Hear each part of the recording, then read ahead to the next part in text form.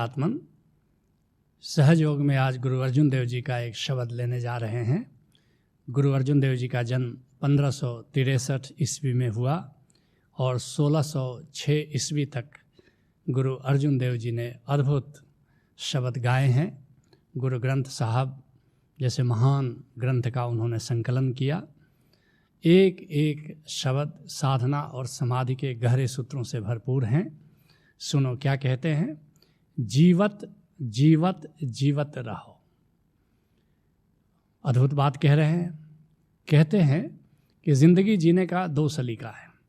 एक जीवित होकर के जियो और एक मुर्दे की तरह जियो। एक जीवंतता के साथ जियो, उत्सव के साथ जियो, आनंद के साथ जियो, और एक दुख के साथ जियो, पीड़ा के साथ जियो, ताप के साथ जियो, संताप के साथ जियो, त्रास के साथ जियो, त्रस्त होकर के जियो। या तो मस्त होकर के जी सकते हो या त्रस्त होकर के जी सकते हो। ये तुम्हारा चुनाव है। गुरु अर्जुन देव जी से पूछोगे तो कहेंगे मस्त होकर जीने की सुविधा है तो फिर त्रस्त होकर के जीना कौन चाहेगा। ये तुम्हारा चुनाव है। जीवत जीवत जीवत रहो। कैसे जीवंतता के साथ जी सकते हो, कैसे आनंद के साथ जी सकते हो, कैसे उत्सव के साथ जी सकते हो। उद्गम से जुड़ करके जियो। कौन है हमारा उद्गम? परमात्मा हमारा उद्गम है। ओंकार हमारा उद्गम है। वही हमारा मूल है। उद्गम के साथ, मूल के साथ, स्रोत के साथ अगर जुड़ करके जीते हो तो तुम जीवंतता के साथ जीते हो। मुझे ख्याल में आता है राजस्थान की एक बहुत बड़ी नदी थी, सरस्वती नदी थी, हिमालय से जुड़ करके बहती थी। तो गंगा और सिंधु से भी विराट थी। लेकिन एक वक्त आया लगभग आज से 1000 साल पहले कि सरस्वती की जो मुख्य जो नदियां थी जो सरस्वती में जल लाती थी, चित्रांग और सरहिंद। सरहिंद नदी सतलज की तरफ बह गई और चित्रांग नदी यमुना की तरफ बह गई। मूल से कट गई सरस्वती और सूख गई नदी।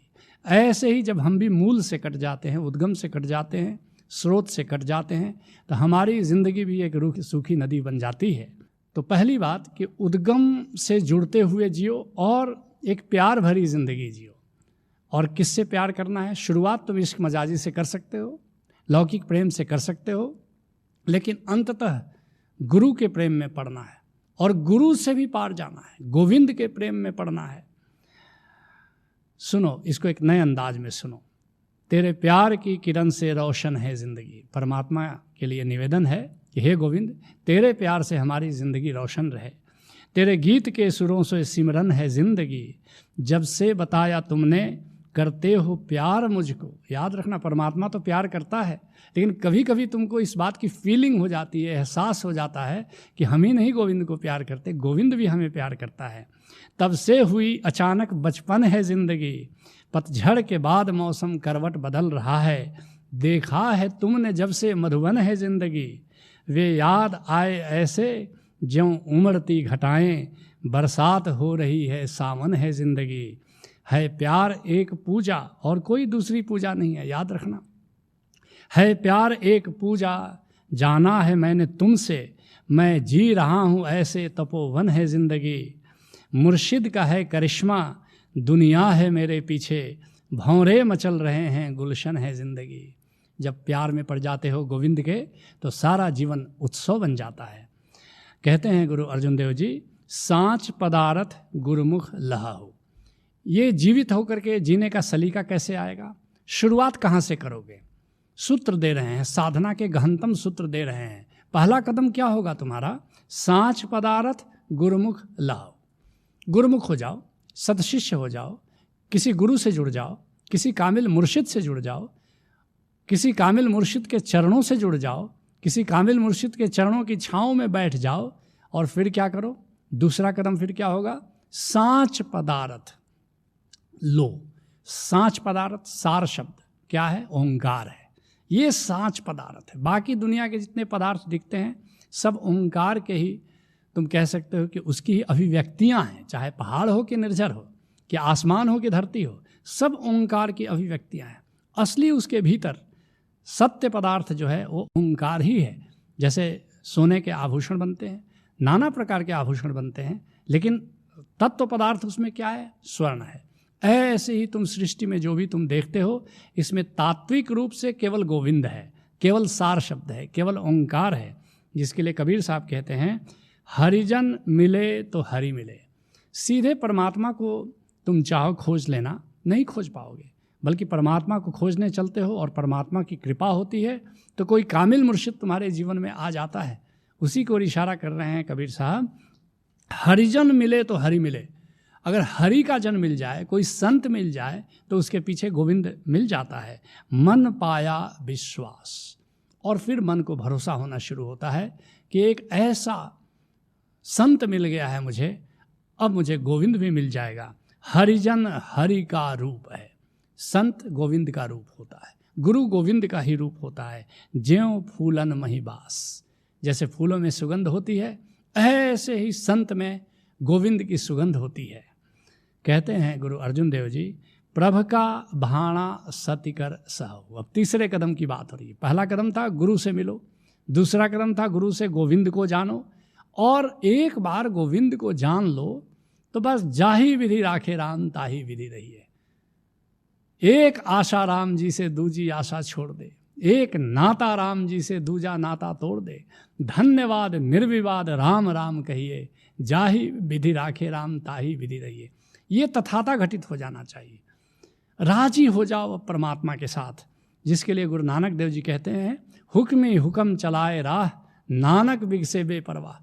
मेरे हुक्मी का, मेरे गोविंद का हुक्म चल रहा है, अब नानक को क्या चिंता है। चाह गई चिंता मिटी मनुआ बेपरवाह, जिसको कछु न चाहिए सोई शाहनशाह। जिसके लिए बंगाल के एक संत हुए भक्त राम प्रसाद, कहते हैं तोमार कर्म तुम्ही करो माँ। वे गोविंद को माँ कह करके संबोधित कर रहे हैं। कहते हैं कि ऐ माँ, तोमार कर्म, ये जगत के जितने कर्म हैं ना, वो सब तुम्हारे कर्म है। तोमार कर्म तुम्ही करो माँ, है माँ, करने वाली भी तो तुम ही हो ना। लोके बोले करे आमी, लेकिन लोगों का भ्रम तो देखो, लोग कहते हैं कि मैं ये कर्म कर रहा हूँ, अहंकार से ग्रस्त लोग। लोके बोले करे आमी, शकली तुम्हारी इच्छा, जबकि मुझे तो पता है ना, सब तुम्हारी इच्छा से होता है। तुम जो कराना चाहती हो ऐ माँ, वही तो होता है। ऐ गोविंद, तुम जो कराना चाहते हो इस दुनिया में, वही तो होता है। और जब वही होता है तो हम बीच में अपना अहंकार क्यों लें, हम कर्तापन का भाव क्यों रखें।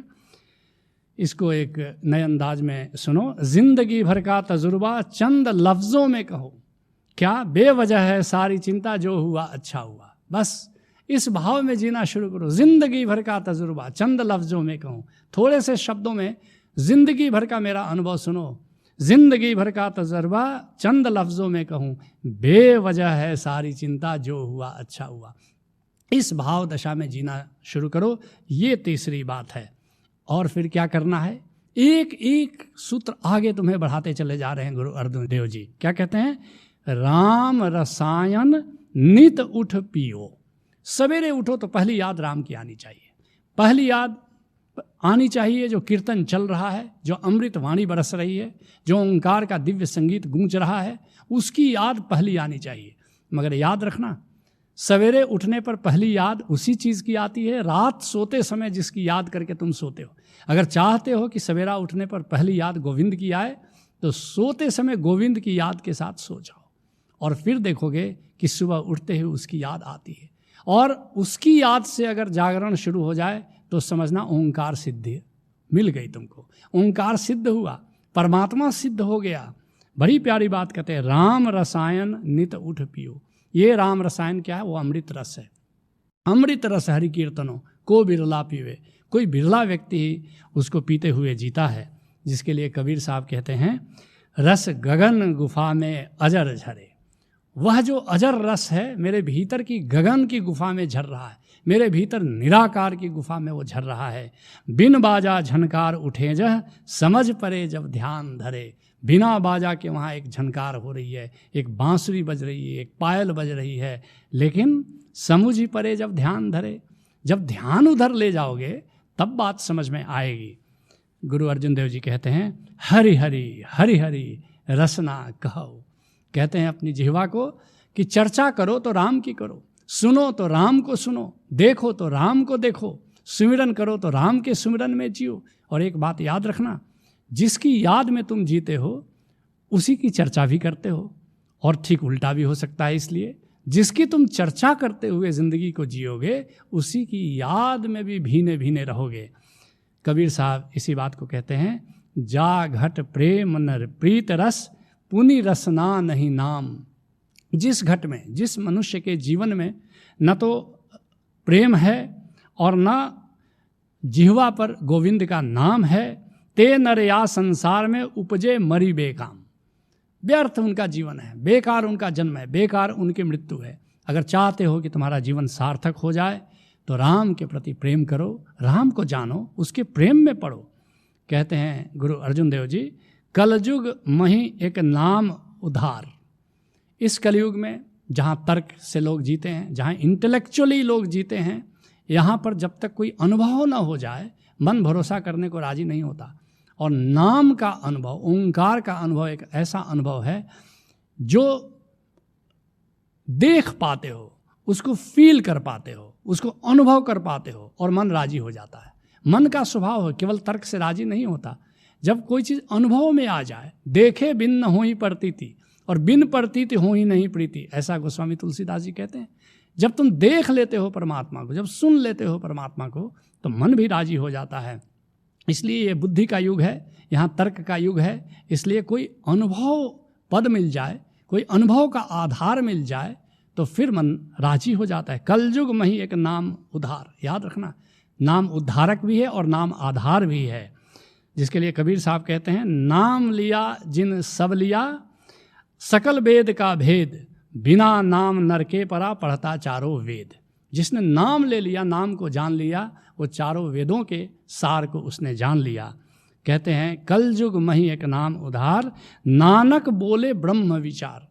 और गुरु नानक देव जी, गुरु अर्जुन देव जी के माध्यम से कह रहे हैं कि ये ब्रह्म को जानकर, उसका मनन कर, ये सार तत्व की बातें मैं तुमको बता रहा हूँ। जिसके लिए गुरु नानक देव जी कहते हैं कि एक ओंकार सत्तनाम, कर्ता पुरुष निर्भव निर्वैर अकाल मूरत, अजूनी संभम गुरु प्रसाद।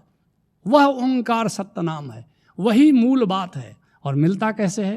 वो गुरु प्रसाद से मिलता है, गुरु की कृपा से मिलता है। याद रखना, उस ओंकार को जानने के लिए किसी सदगुरु का शरण लेना होगा, किसी सदगुरु का बाह पकड़ना होगा और फिर उससे ओंकार को जानना होगा, ओंकार के रहस्य को जानना होगा। ओंकार के माध्यम से समाधि में जाने की कला जाननी होगी और समाधि में जीना, सुमिरन में जीना ही असली जीवन है। यही सहज योग है। हरि ओम तत्सत।